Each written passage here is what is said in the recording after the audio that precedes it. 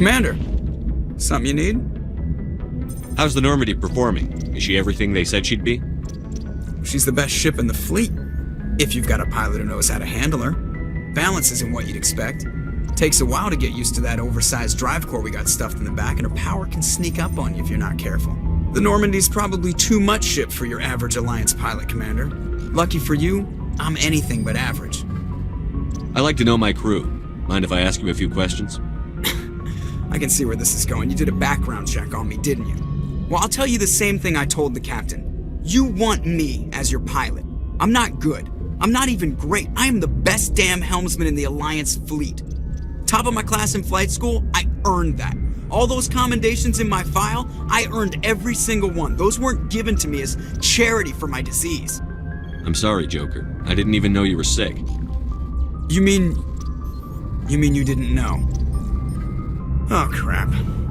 Okay, I've got Vrolik syndrome, brittle bone disease. The bones in my legs never develop properly. They're basically hollow, too much force and they'll shatter. Even with crutches and my leg braces, it's hard to get around. One wrong step and crack! It's very dramatic. But I've learned to manage my condition, Commander. Put the Normandy in my hands and I'll make her dance for you. Just don't ask me to get up and dance unless, you like the sound of snapping shin bones. Why does everyone call you Joker? It's a lot shorter than saying Alliance Flight Lieutenant Jeff Moreau. Plus, I love to make little children laugh. You're dodging the question. Look, I didn't pick the name. One of the instructors in flight school used to bug me about never smiling. She started calling me Joker, and it stuck. Why didn't you ever smile? Hey, I worked my ass off in flight school, Commander. The world's not gonna hand you anything if you go around grinning like an idiot. By the end of the year, I was the best pilot in the academy, even better than the instructors, and everybody knew it. They'd all got their asses kicked by the sickly kid with the creaky little legs. One guess who was smiling at graduation? How'd you end up joining the Alliance? Look, if you're looking for an inspirational tale of the crippled kid overcoming impossible odds, you're gonna be disappointed. My mother was a civilian contractor working for the Alliance. I basically grew up on the Arcturus station back when they were building up the fleets. Spend all that time around Alliance ships, there's a good chance you'll end up going to the Academy. I have to go. All right, see you.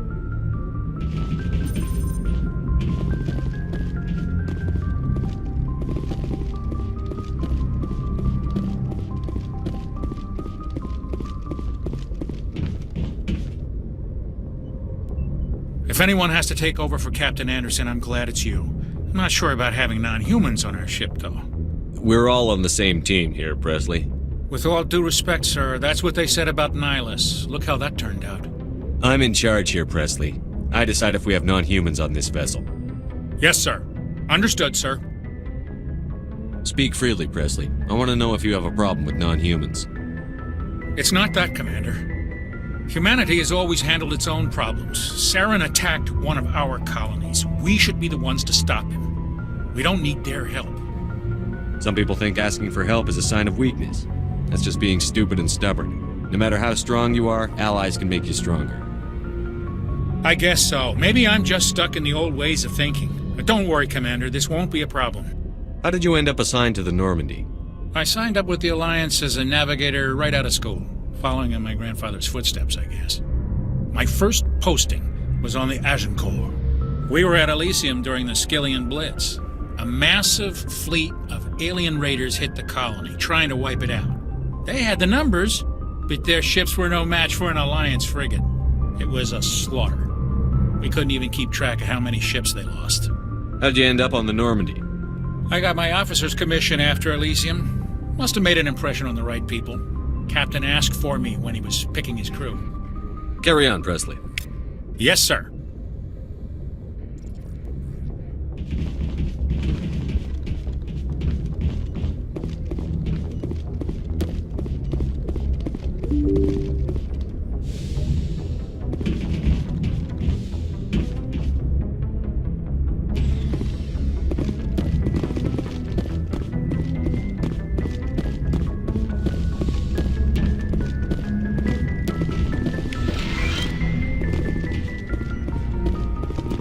Yes, Commander? Is there something you need? How did you end up serving on an Alliance ship? I enlisted right out of med school. Earth always seemed boring to me. Too safe, too secure. I figured the colonies were teeming with exotic adventure. I wanted to travel the stars, tending the wounds of tough soldiers with piercing eyes and sensitive souls. Turns out military life isn't quite as romantic as I'd imagined. But humanity needs the Alliance if we want to keep expanding through the Traverse, and the Alliance always needs good doctors. So I stayed on to do my part. Ever think you made the wrong choice? Sometimes I think about opening a private practice back on Earth, or maybe taking a position at one of the new med centers out in the colonies. But there's something special about working on soldiers. If I left the Alliance now, I'd feel like I was abandoning them. How well do you know the lieutenant? I'd never worked with him before this mission, but he has an impressive service record, over a dozen special commendations. Tends to keep to himself, though. Maybe because of the headaches. It's not easy being an L2. What does that have to do with it? Well, most biotics now use the L3 implants. Lieutenant Alenko was wired with the old L2 configuration. Sometimes there are complications. What kind of complications? Severe mental disabilities, insanity, crippling physical pain. There's a long list of horrific side effects. Caden's lucky. He just gets migraines. I should go. Goodbye, Commander.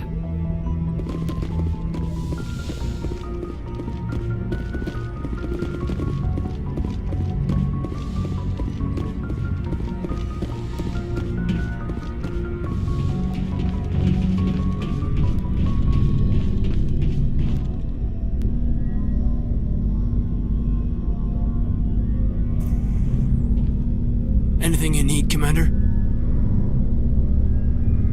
Just trying to get a sense of where the crew's at. Thoughts? I've wasted enough of your time for now, Commander. We'll have time for personal debriefings later. What's your opinion on the last mission? I don't see how we could have done things any better. At least not without getting to Eden Prime sooner. And we were on the scene faster than any other Alliance ship could have been. We'll talk another time, Lieutenant. Commander?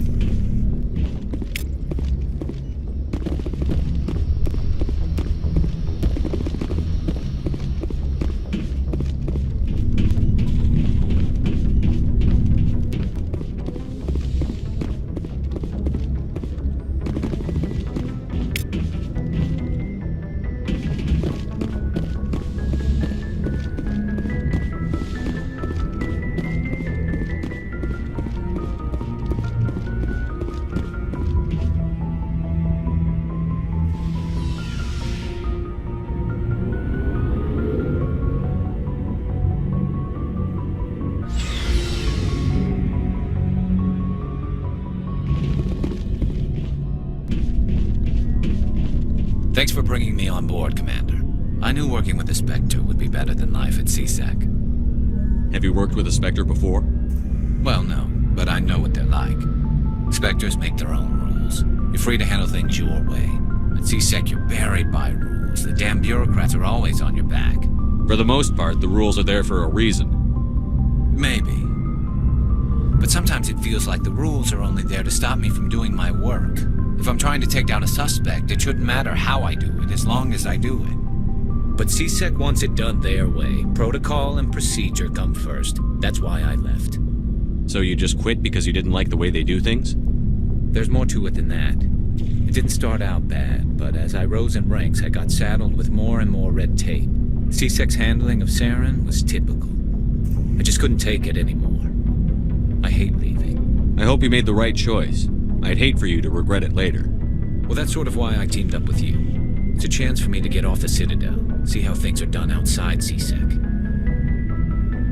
Either way, I plan to make the most of this. And without CSEC headquarters looking over my shoulder, well, maybe I can get the job done my way for a change. If getting the job done means endangering innocent people, then no.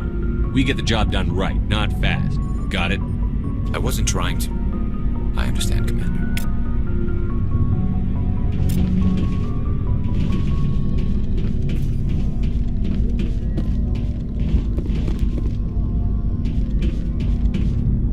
Commander? Do you have a few minutes to talk one-on-one? I'm sorry, Commander. I need to get my duties squared away. I wouldn't mind talking more later, though. Dismissed, Chief. Sir. Nice ship you've got, Shepard. What can I do for you? What's your story, Rex? There's no story. Go ask the Quarian if you want stories. You Krogan lived for centuries. Don't tell me you haven't had a few interesting adventures. Well, there was this one time the Turians almost wiped out our entire race. That was fun. I heard about that. You know, they almost did the same to us.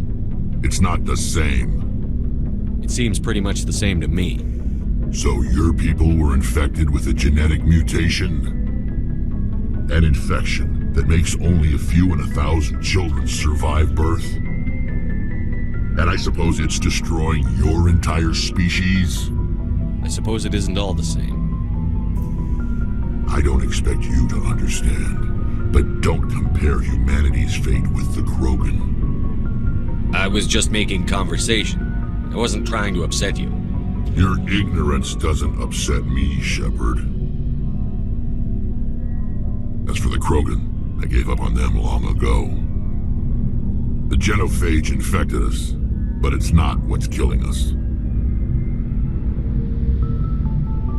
What can you tell me about the genophage? Ask the Solarians if you want details. They made it. All I know, it makes breeding nearly impossible. Thousands die in stillbirth, and most never get that far. Every Krogan is infected, every one. And no one's rushing to find a cure. Why don't the Krogan try to find a cure? When was the last time you saw a Krogan scientist? You ask a Krogan, would he rather find a cure for the genophage or fight for credits? He'll choose fighting every time. It's just who we are, Shepard. I can't change that. Nobody can. Are your people really dying? We're sure not getting any stronger. We're too spread out. None of us are interested in staying in our own system.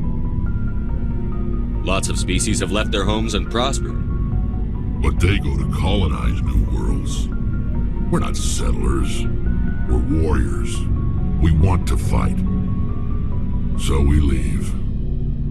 Hire ourselves out. And most of us never go back. So long, Rex. Shepard.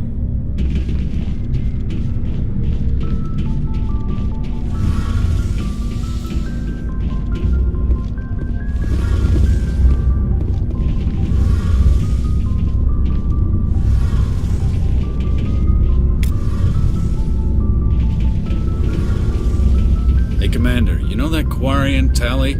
She's been spending all her time down here asking me about our engines. I'll tell her to leave you alone. What? No, she's amazing. I wish my guys were half as smart as she is. Give her a month on board and she'll know more about our engines than I do.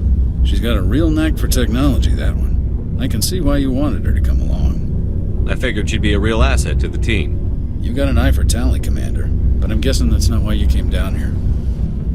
Fill me in on the IES stealth systems. How does it work exactly? You can't hide a ship out in space. They emit too much heat and radiation. Too easy for sensors to pick them up, unless you find a way to capture those emissions. So our stealth systems trap the energy we give off in storage sinks built into the ship itself. No emissions to give away our location. Eventually the sinks have to be vented. More than a few hours silent running and they overheat. Cook us inside our own hull. There's no way for anyone to detect us? A visual scan can still pick us up. Anyone looking out a window can see us plain as day. But you have to be pretty close to get an actual visual out in space. Most vessels rely on scanners. As long as the stealth systems are engaged, they can't see us. Not unless we accelerate to FTL speeds. Why doesn't it work with faster than light travel? Cranking up the FTL blue shifts our emissions, pushes them into frequencies too high to capture in the sinks. As soon as we make the jump, it's like setting off a flare. Sensors can pick up our location whenever we enter or exit FTL flight, but for short-range missions, our stealth systems are amazing, and we've got the only one. I want to know more about the Normandy. She's the best ship I've ever served on, probably the fastest vessel ever designed, and she's the only one using the new Tantalus drive core. What's so special about the Tantalus drive core? Proportionally, it's about twice the size of any other vessel. Not only are we faster, but we can run at FTL speeds longer before we have to discharge the core. Where else have you served, Adams? If you name a class of Alliance ship, I've probably served on it. Everything from dreadnoughts and carriers right down to frigates like the Normandy. My last assignment was on the Tokyo, only a cruiser, but she was a good ship. Couldn't hold a candle to the Normandy, though. Carry on, Adams. Aye, aye, Commander.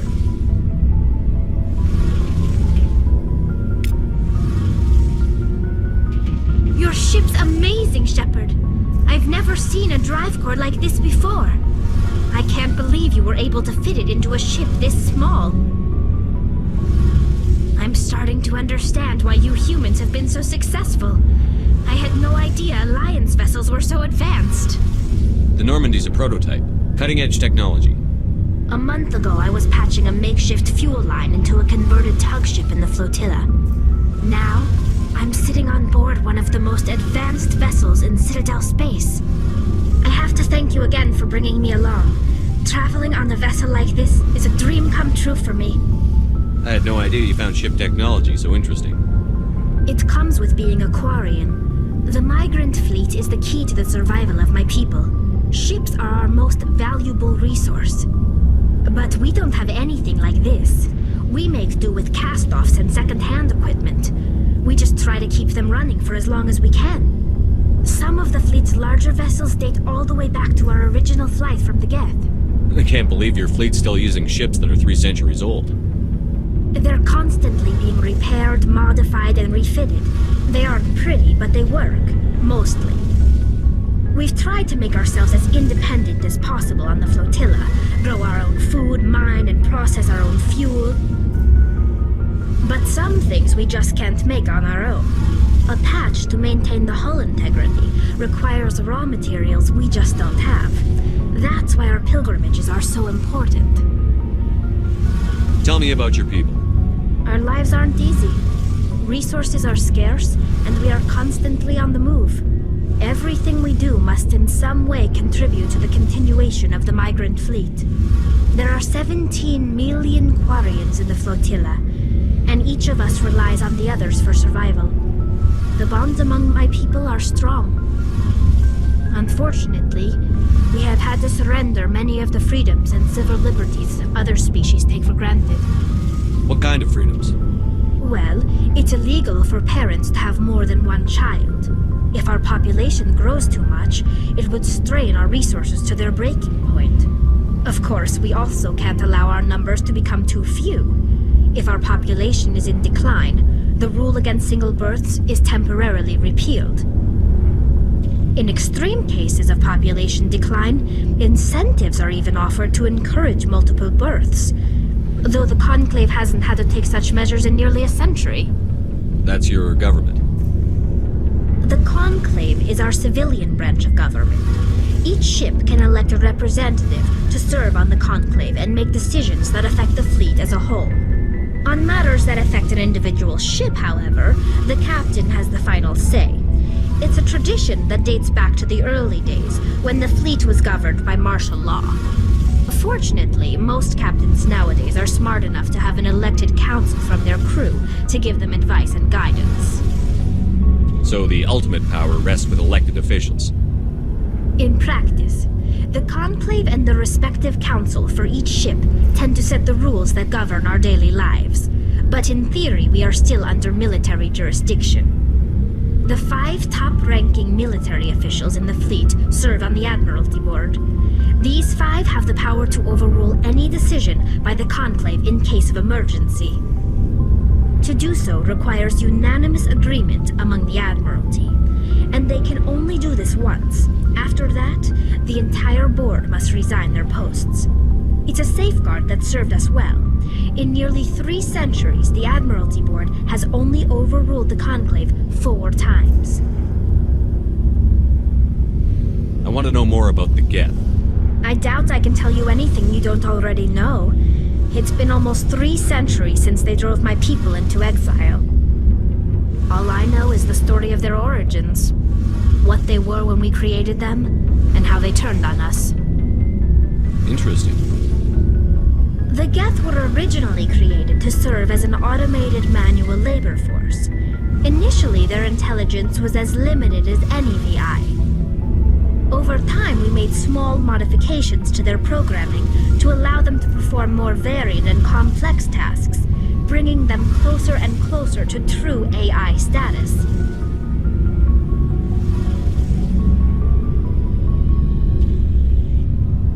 How come the Council didn't step in and stop you? This wasn't true AI research. We may have been skirting the bounds of the law, but we never did anything that was actually illegal. The changes were so insignificant, so gradual, that we were able to control them. Or so we thought. But one thing we underestimated was the power of the neural network. A million Geth thinking simultaneously created an inherently unstable matrix. So, the Geth share brain power? Many of the Geth's logic systems were designed to work in concert with other nearby Geth. Basically, the more of them you have in the group, the smarter they are. So there's some sort of group consciousness?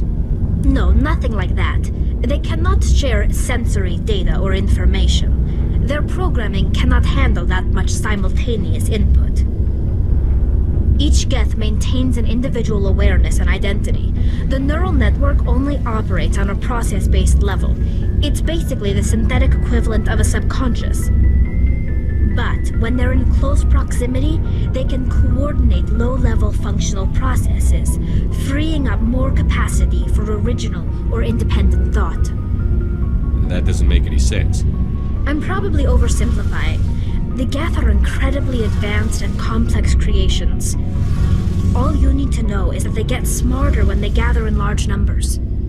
As we built more and more Geth, their effective intelligence became more sophisticated, more abstract.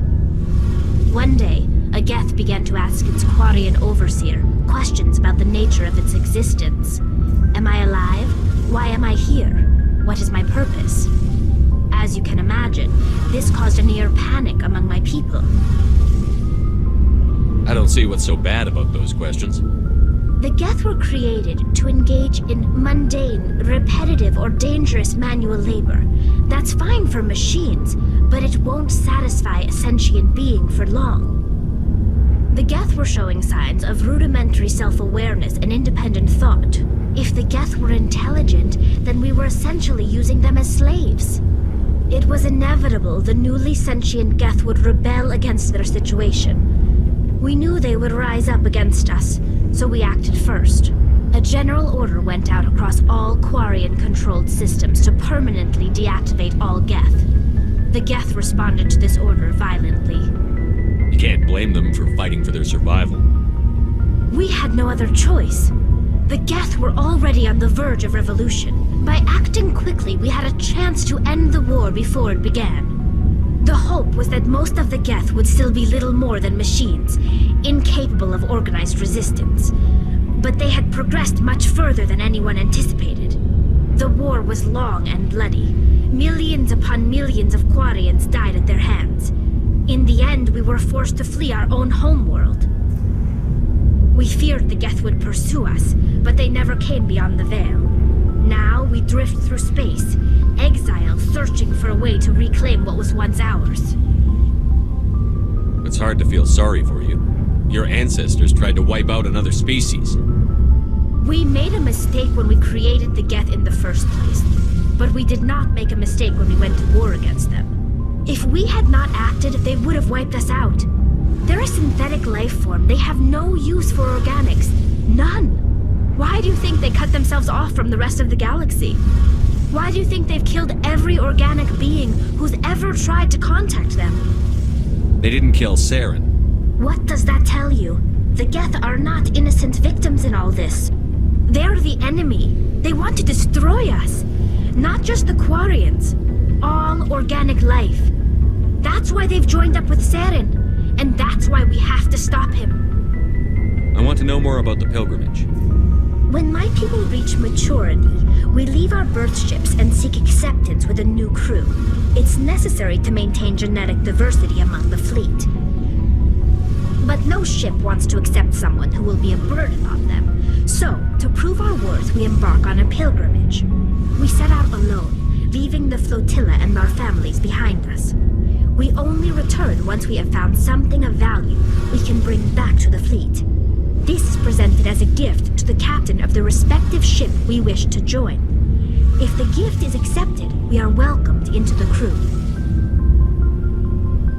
Can a captain choose to reject the gift? That doesn't happen often. Most captains are eager to increase the size of their crew. It increases their own standing in our society. Even when a gift is not particularly valuable, the captain usually accepts it out of a sense of tradition. However, there is a stigma to presenting a substandard gift. It's not the best way to make a good impression on a new community. Most pilgrims don't return until they find something worthwhile.